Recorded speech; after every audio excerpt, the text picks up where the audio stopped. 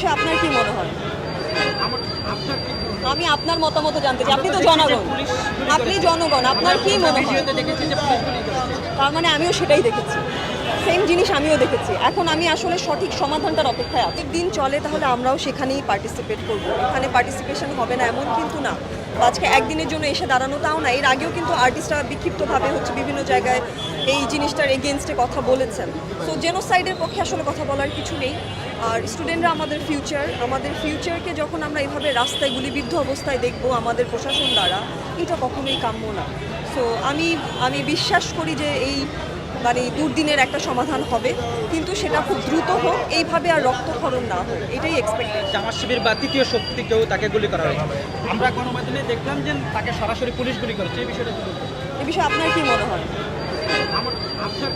আমি আপনার মতামত জানতে চাই। আপনি তো জনগণ, আপনি জনগণ, আপনার কি মনে হয়? তার মানে আমিও সেটাই দেখেছি, সেম জিনিস আমিও দেখেছি। এখন আমি আসলে সঠিক সমাধানটার অপেক্ষায় আছি।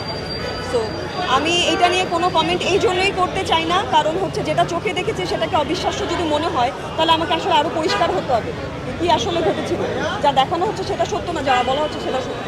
তো খাস করে আমি এখানে কোনো মতামত করতে চাই না, কিন্তু আপনি যেটা দেখেছেন আমিও সেটাই দেখেছি। এবং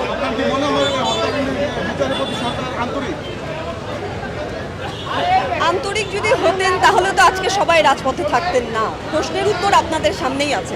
আন্তরিকতার ঘাটতি আছে বলেই তো আজকে এই অবস্থা, এতদিনের এই ম্যাসাকারটা হওয়া। সো সব কিছু মিলে যদি আরেকটু আগে আন্তরিকতা প্রকাশ করতেন বা আরেকটু যদি বুঝে শুনে সিদ্ধান্ত নিতেন, আমার ধারণা এত জেনোসাইড হতো না, এত রক্তপাত। তো আমি মনে করি আরেকটু এই জায়গায় আসলে বিষয়টা নিয়ে ভাবতাম। আন্দোলন তো চলো, মানে আন্দোলন কত দূর যেতে পারে, আন্দোলনটা যেতে পারে কত দূর? আমি তো ভবিষ্যৎবাণী করতে পারবো না, আমি অ্যাস্ট্রোলজার না। আমার মনে হয় সমাধান না আসা পর্যন্ত সবাই আসলে যারা আসলে বোঝে কেন, কারণটা কি কি কারণে আজকে এই অবস্থায়, যাদের বোধ আছে তারা আসলে সমাধান না হওয়া পর্যন্ত রাজপথে থাকবে বলে আমার ধারণা। এখন কবে শেষ হবে, কিভাবে শেষ হবে, এইটা অ্যাকচুয়ালি ফিউচার আর সময় বলে দেবে। এই দায়ভার কে নিতে পারবে? আপনি কি মনে করেন একজন দায়ভার? এই দায়ভার প্রশ্ন সঠিকভাবে করেন, বুঝি নাই। যাদেরকে মারা হয়েছে এদের দায়ভার কে নিতে পারবে?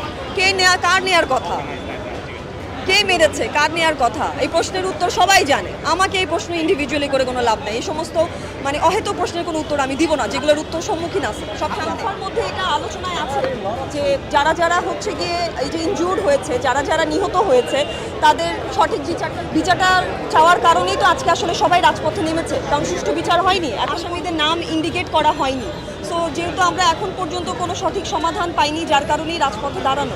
আমাদেরকে মানবিক মর্যাদা দিয়েছে, নাগরিক হিসেবে আমাদের সাথে কিভাবে কথা বলতে হয় সেটা করেছেন, চেষ্টা করছেন। এইটা একটা ভালো দিক। আমরা এইরকম আরো অনেক ভালো দেখতে চাই। থ্যাংক